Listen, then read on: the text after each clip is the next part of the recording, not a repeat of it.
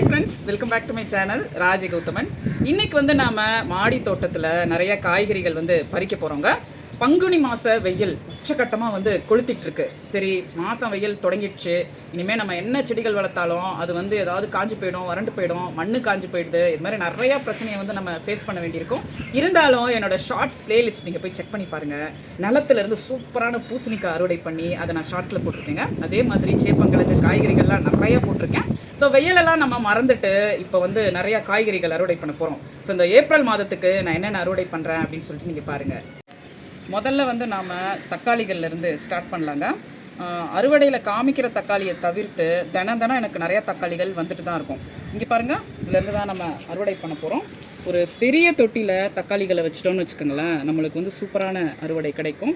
அதேமாதிரி இதை அறுவடை பண்ணி இங்கே ஒன்று இருக்குது பாருங்கள், ஃப்ரிட்ஜில் வச்சோன்னு வச்சுக்கோங்களேன், அந்த பக்கம் வந்துட போகுது. 20 நாள் ஆனாலும் இதே கல் மாதிரியே இருக்குங்க. இதே மாதிரி கல் மாதிரியே இருக்கும். அப்படியே நம்ம எப்போ தேவையோ எடுத்து யூஸ் பண்ணிக்க முடியும். நான் மோஸ்ட்லி ரசத்துக்கு தான் யூஸ் பண்ணுவேன். இதை அப்படியே மிக்சர் ஜாரில் போட்டு அரைச்சிட்டோம் அப்படின்னா நல்லா புளிப்பாக இருக்கும். ஸோ அங்கே ஒரு தக்காளி இருக்குது, இங்கே ஒரு செடி.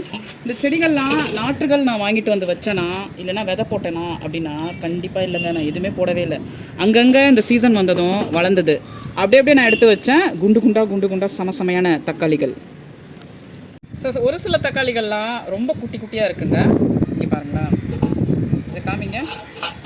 நம்ம செரி டொமாட்டோ வச்சுருப்போம், பியர் டொமாட்டோ வச்சுருப்போம். அந்த விதைகள் ஏதாவது விழுந்து மக்கி இந்த சீசன் வந்ததும் முளைக்குதான் என்னென்னு எனக்கு தெரியல. இன்றைக்கி எனக்கு கிடைச்ச தக்காளி இது தான். இங்கே பாருங்கள், இதை பாருங்களேன். இது வந்து அப்பப்போ விதைகள் விட்டு அவரைக்காய் வந்து எடுக்கிறது. இது ஒரு 25 லிட்டர் பக்கெட்டில் ஒரே செடி, அப்படியே செடியோடு பிடுங்கி வச்சது. ஒரு செடியில் இப்போ அவரைக்காய் நிறைய வருது. ஏப்ரல் மாதத்தில் செடி அவரை நல்ல பூ பூத்துருக்கு பாருங்கள். அங்கே ஒரு செடியிலேருந்து 4 அவரைக்காய் எடுத்தோம் பார்த்தீங்களா. அதாவது ஒரு செடியிலேருந்து கொஞ்சம் வந்துட்டு நம்மளுக்கு கிடச்சிட்டே தான் இருக்கும். நம்ம வந்து ஒரு 7-8 செடியாவது வந்து வச்சுருக்கணும். அப்படியே விதையை எடுத்து வைக்கிறது தான். இந்த வருஷம் வந்து மேலேயும் காய்க்குதா இல்லை ஜூன்லேயும் காய்க்குதா அப்படின்னு எனக்கு ஒரு ஐடியா. அதுக்காக நான் வந்து இதை வச்சேன். பரவாயில்ல, ஏப்ரல் ஃபஸ்ட் வீக் வரைக்கும் காய்ச்சி பூ வருதுங்க. ஆனால் ஒன்று மட்டும் நடக்கும், மேலே நல்லா அக்னி நட்சத்திர வெயில் அடிக்கும் பார்த்தீங்களா, அப்போ வந்து பூலாம் கொட்டும். இந்த செடின்னு இல்லை, எல்லா செடியிலையும் வந்து கத்திரிக்காய் செடியில் கூட பூ கொட்டுங்க. அந்த அக்னி நட்சத்திர வெயிலில் காய்கள் அறுவடை பண்ணுறதே பெரிய விஷயம். ஆனால் வெள்ளரிக்காய், இங்கே ஒரு செடி இருக்குது பாருங்கள், இதுலேருந்து நம்ம எடுப்போம். அதுவும் அவரைக்காய் தான். ஆனால் அந்த வெள்ளரிக்காய் ரகம், அதுக்கப்புறம் கிள்னிப்பழம், வாட்டர்மெலன், அங்கே பூங்க, அதெல்லாம் வந்து நம்மளுக்கு அறுவடை கிடச்சிக்கிட்டே இருக்கும். ஏன்னா அதெல்லாம் சீசனுக்கு உரிய காய்கறியில், அதனால் இதுங்க. ஸோ இந்த அவரைக்காய் வச்சு ஒரு காரக்குழம்பு வைக்கலாம், இதோ இருக்குது எறா குழம்பு வைக்கலாம், சூப்பராக இருக்கும். கருவாடு குழம்பு வைக்கலாம். இன்னொரு செடி அந்த டேங்க்கு கிட்டே இருக்குது, அங்கே போனால் இன்னும் கொஞ்சம் அவரைக்காய் கிடைக்கும். செடிகள் காஞ்சிட்டே வருங்க. அதாவது எப்படி சொல்கிறதுனா, ஒரு சாமந்தி செடி வச்சுருப்போம், காஞ்சி போயிருக்கும், அந்த தொட்டி அப்படியே இருக்கும். நான் அதில் வந்து தண்ணி ஊற்றிட்டே வருவேன். தண்ணி ஊற்றிக்கிட்டே வந்து எந்த ஃபெர்டிலைசர் கொடுத்தாலும் அந்த தொட்டிலையும் ஊற்றிக்கிட்டே வந்து ஏதாவது ஒரு அவரைக்காய் நாற்றோ இல்லை ஏதோ ஒரு வெள்ளரிக்காய் நாற்றோ ஏதோ ஒன்று கிடச்சிதுன்னா அப்படியே கொண்டு வந்து வச்சுருவேன். ஸோ இது பாருங்களேன், இது சாம்பார் குக்கும்பர்னு நினைக்கிறேன். இங்கே இந்த சாம்பார் குக்கும்பர் போன தடவை எனக்கு ஃபஸ்ட்டு 2 குக்கும்பர் நல்லா இருந்தது, அடுத்தடுத்து வர்றது கசந்துருச்சு. இதை நம்ம வெட்டி சாப்பிட்டு பார்க்கணும், வர வச்சு விட்டு. இது இங்கே கூட வருது பாருங்கள், ஒன்று இது பாருங்கள், அங்கே ஒன்று வருது, பச்சை கலரில் இருக்குது, தோ தெரியுது பாருங்கள். ஸோ வந்து நல்லா இல்லை அப்படிங்கிற பட்சத்தில் கம்போஸ்ட் தான் பண்ணணும். ஸோ இங்கே இருக்க செடியை வரையிலேருந்து நம்ம அவரைக்காவை அறுவடை பண்ணுவோம். சாம்பார் குக்கும்பர் ஏன் கசக்குது அப்படின்னா, சீசன் முடிகிறப்ப வளர்க்குறது ஜூன் ஜூலையில். ஃபஸ்ட்டு வரது நல்லா தான் இருக்கும், புரியுதுங்களா. சாம்பாரில் போட்டு சாப்பிட்டா அவ்வளோ டேஸ்ட்டாக இருக்கும். ஆனால் எனக்கு போன வருஷம் ஜூன் எண்டுலலாம் ரொம்ப கசப்பு, அப்படியே பாவக்காய் கசப்பு.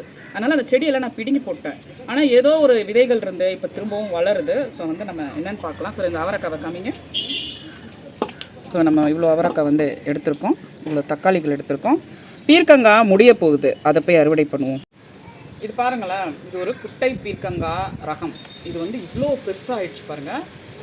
இது எப்படின்னா ஒரு 18x18 இன்ச்சு க்ரோ பேக்கில் வந்து இருக்குது. இதில் வந்து நம்ம எத்தனை கொடி வச்சோம்னா 1 2 3 இருக்குங்க. 3 கொடி வந்து வச்சுட்டு இவ்வளோ சைஸுக்கு பெருசாக அறுவடை பண்ணி ஊரில் இருக்க பக்கத்து வீட்டுக்காரங்களுக்கு கொடுத்தாச்சு. நாங்களும் சாப்பிட்டோம், போர் ஆயிடுச்சு. இருந்தாலும் 18x18 சைஸில் வச்சதுனால திரும்ப திரும்ப பூ ஒத்துட்டே இருக்குது. நானும் வந்து மகரந்த சேர்க்கை செஞ்சுட்டே போகிறேன். ஒரு 2 வாரம் ஆச்சுங்க. 2 வாரம் ஆகி மகரந்த சேர்க்கை செஞ்ச பீர்க்கங்காய் வரவே இல்லை. எனக்கு காரணமே புரியல. ஒருவேளை திடீர்னு சத்து குறைஞ்சிருக்குமா, நம்ம எல்லாத்துக்கும் கொடுக்குற மாதிரி தானே கொடுத்துட்டு வரோம் அப்படின்னு. அப்புறமா பார்த்தா இப்படி ஒளிஞ்சிட்ருக்கு இந்த இது காய். இங்கே வந்து ஏதோ ஒன்று புடலங்காய் ஏன் வரலன்னு பார்க்கும்போது பார்த்தா இவ்வளோ பெருசாகி முத்தி போச்சு. சரி முத்த விட்டுருவோம், விதைக்கு நம்ம அறுவடை பண்ணணும்ல, அதனால் வந்து நான் முத்த விட்டுட்டேன் அந்த பீர்க்கங்காயை. இதை முத்த விட்டதுனால இதே கொடியில் மற்ற காய்கறிலாம் வரும் பார்த்தீங்களா, அது பாருங்களேன் சைஸு. இதுக்கு வந்து சத்துக்களே போகாது, இந்த முத்துறது தான் பெருசாகிட்டே இருக்கும். அதனால நான் இதை வந்து அறுவடை பண்ணுறேன். இது எப்போ காயுதுன்னு நம்ம வெயிட் பண்ணிகிட்டே இருப்போம். இதை விட்டால் பெருசாக ஆகாது, ஏன்னா இது தொட்டியில் தானே இருக்குது. அதே மாதிரி அங்கே ஒன்று தொகுது பாருங்களேன், அதுவும் பெருசாகாது. ஏன்னா இதோட சத்துக்கள் எல்லாம் இந்த விதைகளுக்கே வந்து போயிட்டு இருக்கும். ஸோ இதையும் நம்ம வந்து கட் பண்ணிவிடுவோம். விட்டால் இது இப்படி தொட்டு பார்க்கணும், கொஞ்சம் பிஞ்சாக இருக்கும் அப்படின்னா நம்ம விட்டுடலாம். இல்லை இது இப்படி தான் இருக்குன்னா இதை எடுத்துகிட்டு போயிட்டு ஒரு சாம்பாரோ பூரிக்கு தாலோ எதுலையோ போட்டு சமைச்சிட வேண்டியதுதான்.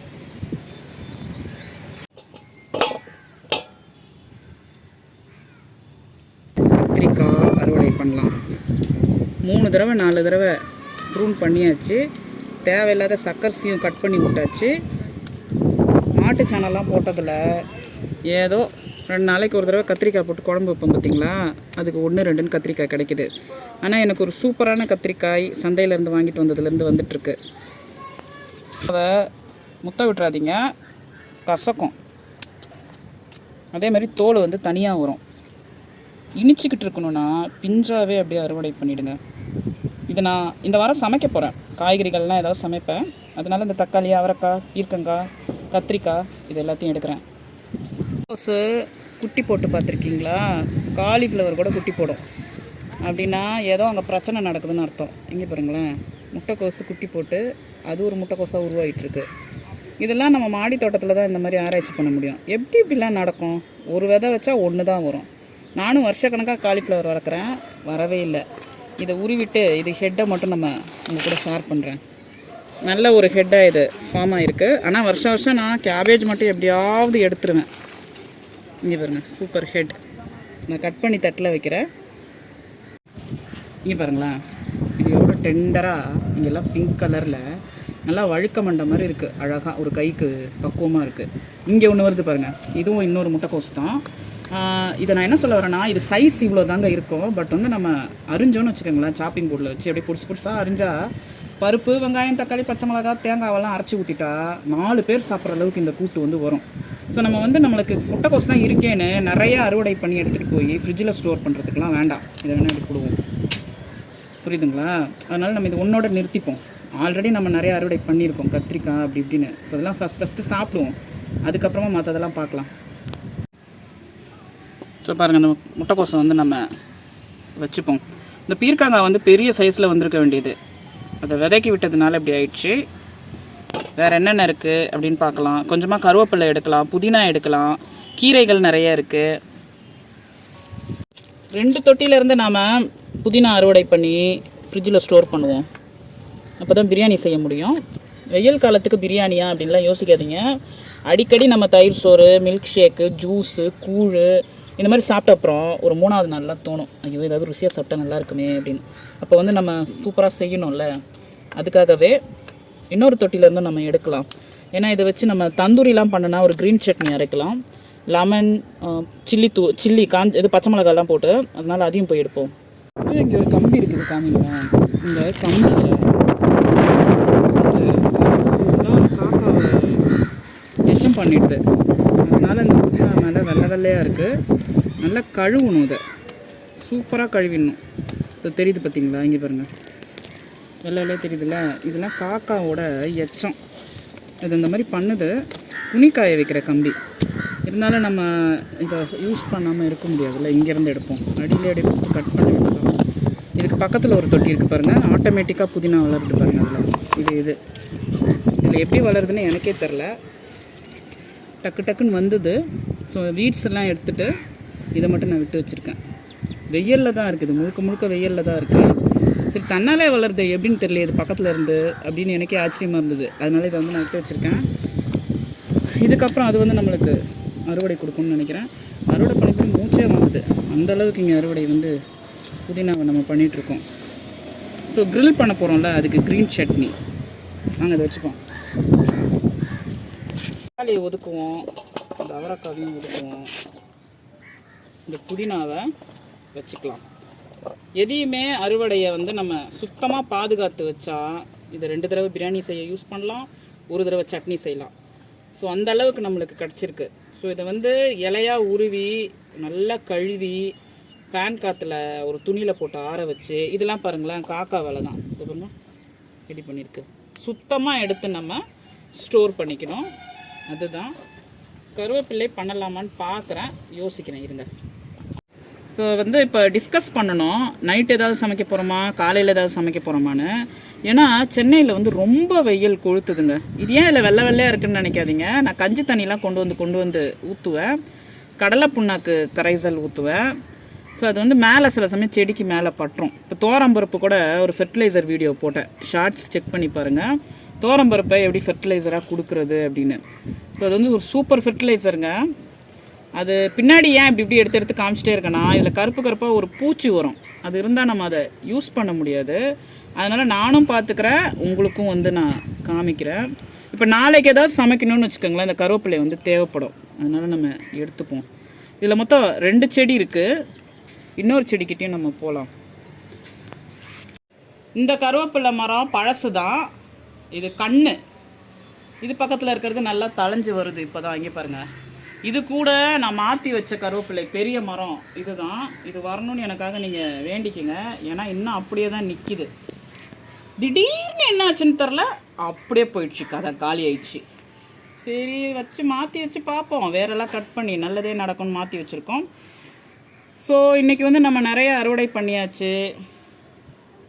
கருவேப்பிலையோடு நம்ம முடிச்சுக்கலாம், இதுவே போதும். 2 நாளைக்கு போதும், 3 நாளைக்கு போதும்னு நினைக்கிறேன். அப்புறமா தேவைன்னா வந்து எடுத்துக்க வேண்டியதான், வளர விடுவோம்.